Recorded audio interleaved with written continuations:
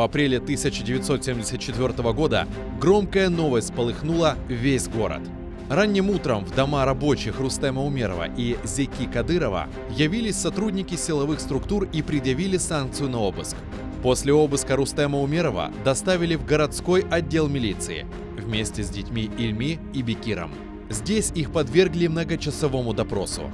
На Ильми и Бекира Умеровых, а также их товарища Ильвера Сулейманова, было заведено уголовное дело по самой что ни на есть взрослой политической статье – распространение заведомо ложных измышлений, порочащих советский государственный и общественный строй. Дело организации «Крымско-татарские дети». Смотрите в воскресенье в 18:00 в программе «Тарих Садасы» с Гульнарой Бекировой на телеканале АТР.